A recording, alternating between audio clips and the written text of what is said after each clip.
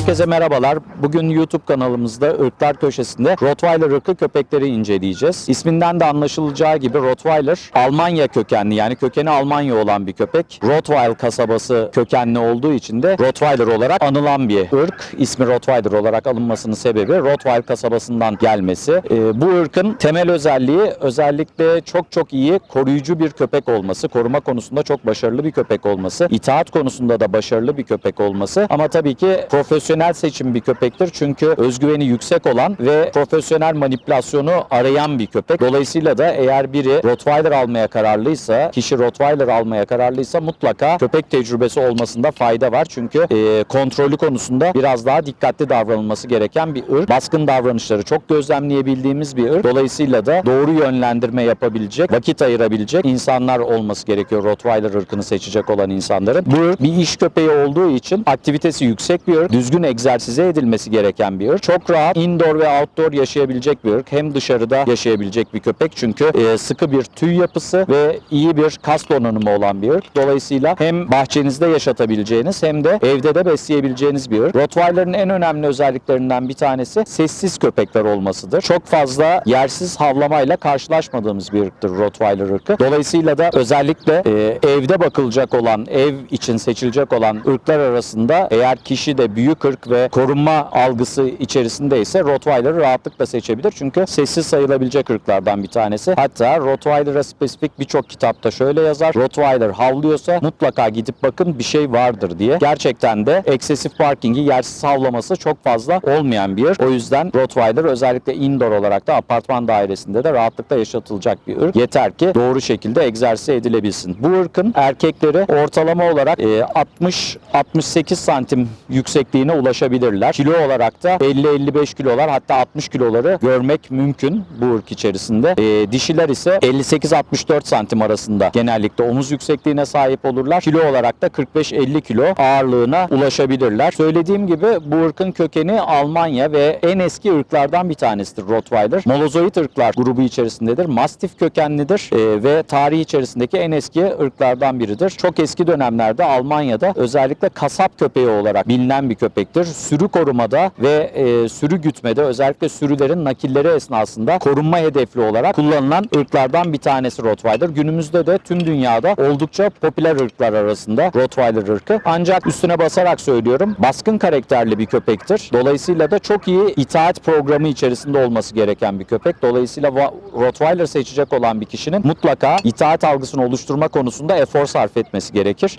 Bu köpek her ne kadar eğitilebilirliği yüksek bir köpek olsa da özgüveni yüksek bir köpek olduğu için eğer düzgün bir itaat programı oluşturulamazsa problem yaratabilecek bir ırktır. Ancak yine de popüler ırklar arasındadır ve günümüzde çok tercih edilen ırklar arasındadır. Görüntü olarak biraz ürkütücü bir görüntüye sahiptir Rottweiler'lar, ama düzgün yetiştirildikleri takdirde son derece sadık, son derece uyumlu köpekler haline gelebilmektedirler ve en çok kullanıldıkları yerler özellikle koruma eğitimleri. Koruma eğitiminde çok başarılı bir köpek. Oldukça güçlü, muskular bir yapıya sahip. Kassel yapısı çok kuvvetli olan bir köpek. Çene kuvveti oldukça yüksek olan bir köpek. Dolayısıyla da korumada fazlasıyla tercih edilen ve başarılı olan bir köpektir Rottweiler'lar. Yine Rottweiler'lar hakkında bilmemiz gereken şeyler var. Edinmeden önce bilmemiz gereken şeyler var. Birincisi, hep üstüne bastırarak söylediğim, iş köpeği olduğu için egzersize ihtiyaç duyduğu. İkincisi, iyi bir itaat programına ihtiyaç duyduğu. Kişinin edindiği andan itibaren itaat konusunda mutlaka çalışma yapması gereken bir ırk. Bunun haricinde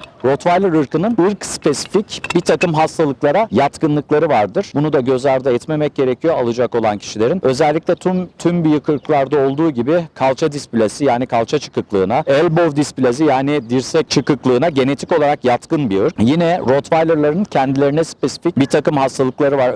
Özellikle Addison hastalığına ve hipotiroidizme genetik olarak yatkın olan ırklar arasında Rottweiler ırkı. Yine bazı göz anomalileri, özellikle kiraz göz olarak bilinen Sherry Eye hastalığına da yatkınlığı oldukça yüksektir bu ırkın. Bunun haricinde yine büyük ırklar içerisinde kalp anomalilerine, özellikle kalp hipertrofisi, yani kalp büyümesine bağlı olarak kardiyomyopatilere yatkınlığı yüksek bir ırk. Ve yine çok dikkat edilmesi gereken, kendim 27 yıllık tecrübemle söylüyorum, çok fazla vaka gözlemledim. Mide dönmesi, mide torsiyonuna oldukça yatkınlığı yüksek bir ırk. Dolayısıyla bu ırkın egzersizlerinde çok dikkat edilmesi gereken şeylerden bir tanesi dolu mideye mideyle egzersize edilmemesi, özellikle sıçramaya dayalı oyunların dolu mideyle kesinlikle oynanmaması köpeğin ve yine önemli noktalardan bir tanesi bir anda çok fazla miktarda mama vermek ya da gaz yapıcı yiyeceklerin bir anda çok miktarda verilmesi ya da çok miktarda suyu uzun süre susuzluk sonrasında çok miktarda suyu içmesini sağlamak mide torsiyonu yani mide dönmesini çok tetikleyen hareketlerdir. O yüzden bu ırkta özellikle mide dönmesine hazırlayıcı faktörleri kesinlikle göz ardı etmemek gerekiyor. Dikkatli olmak gerekiyor bu ırkın yetiştirilmesinde. Beslenme çok önemli. Büyük göğüs kafesli bir köpek olduğu için bütün büyük göğüs kafesli ırklar için geçerli olan mide torsiyonu riski bu ırk için de çok kuvvetli şekilde gözlemleyebildiğimiz bir şey. Çok fazla mide torsiyonundan kaybedilmiş, mide dönmesinden kaybedilmiş Rottweiler'a şahit oldum. Dolayısıyla da bu ırkta özellikle bu baş belası olan hastalığa dikkat etmekte fayda var. Bu ırk için özgüveni yüksek ve baskınlık ihtimali yüksek bir ırk olarak bahsetmiştim. Dolayısıyla bu olguları kendi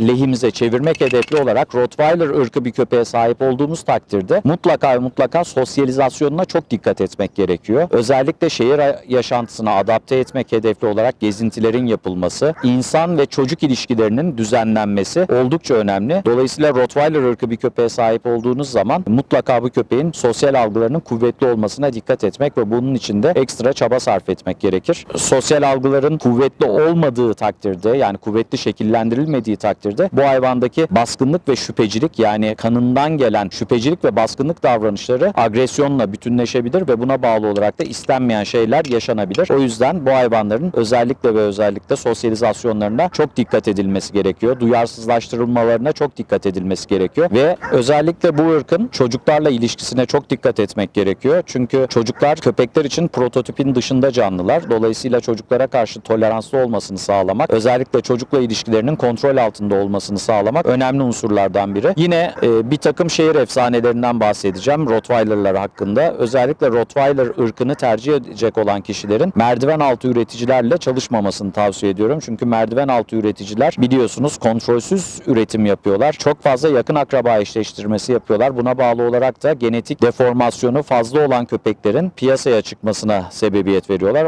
ve merdiven altı üreticilerin bir takım söylemleri var. Bazı pet shop'lar ve merdiven altı üreticilerin ne gibi? Mesela Rottweiler ırkını tanıtmada Macar kafa Rottweiler denilen bir şehir efsanesi var. Hiçbir şekilde böyle bir şey yok. Bu köpeğin kökeni Almanya, dolayısıyla Macar kafa, Almanya vücut falan diye bir şey olmaz. Macar kafa Rottweiler diye bir şey yok. Baby face Rottweiler diye bir şey yok. Rottweiler'ın tek bir standartı var ve o standart içerisinde değerlendirilen bir köpek ve orijini Almanya'dır. Macaristan'da başka bir Rottweiler olmuyor. Tüm dünyada Rottweiler orijini Almanya olarak kabul edilen bir ırk.